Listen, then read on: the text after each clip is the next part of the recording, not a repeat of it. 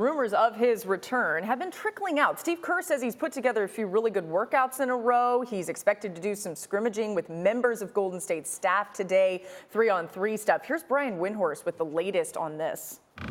The uncertainty going into Friday is crazy because we're really not going to know how Durant's going to be until after he goes through that practice tomorrow. And by the way, the Warriors are not going to practice. So they're going to have to rally up like their guys at the end of their bench, their two-way guys, their G League guys, some coaches to create a practice environment for him. So he's not even really going up against a real practice.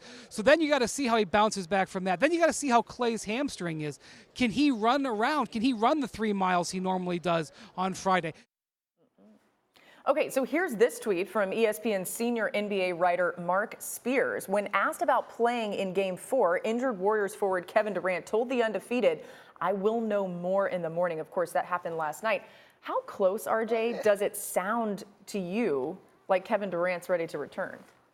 Well, we know as much as everybody else does, right? And I think you just look at the injury from a standpoint of he's been off now for a month. Right? Even if this was in the regular season, this would be the time. If it's 4 to 6 weeks, this might be the time that he would ramp up some stuff, and you hope that there's no setback. The problem is you're not going to get to that 5th and 6th week because, you know, the NBA Finals are right here. So he's got to make a decision of like where he feels comfortable. And this is, I can't tell people enough, this is a Kevin Durant decision. The Klay Thompson thing was a Golden State Warrior decision because they were like, what do we want to do? The Kevin Durant coming back after a month off is his decision.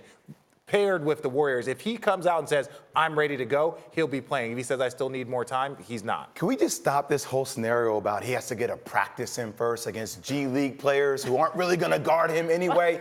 It doesn't matter if he practices just for a day. You're dropping him into the NBA Finals. Yes. And RJ, you notice you played in games. I've watched a lot of games.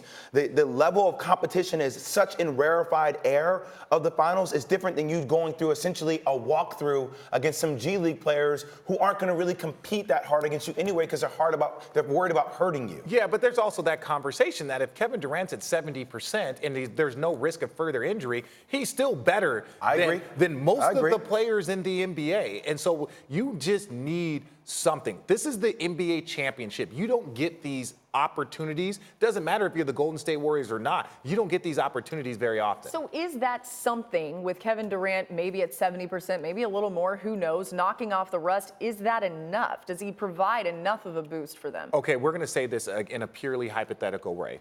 If he were to play Game 4, he would most likely be on a minute restriction. Yep. So everybody, let's stop saying that he's. And what would that be? Like, the minute restriction might be 25 minutes, right? And you would give him 10, 12 in the first half. You would try and save some for the second half, and then ultimately in the last 3 minutes of the game, you would try and bring him back. So you would play him 25 minutes. So it's not like he's going to get dropped off and play 38 minutes and be Kevin Durant. So even those expectations should be different. But if I were him, and I'm not, you would want to get a little bit of a buffer game. That's what I'm saying. If they were to lose Game 4 and he were to only play 15 minutes, that's fine, right? Because now he gets to go into Game 5 thinking, okay, maybe I can play 25, 30 minutes, and we're actually at full strength. And he's got more time at that point. I think we need to point out once again, Game 4 is on Friday, so that's coming up quite soon, and then he would have a little more time before Game 5. But my thing is you also have to work out the kinks of your strategy, though, because if you know, that one game allows him to figure out, okay, like, does Golden State revert back to being the ISO team that they were before Kevin Durant got hurt?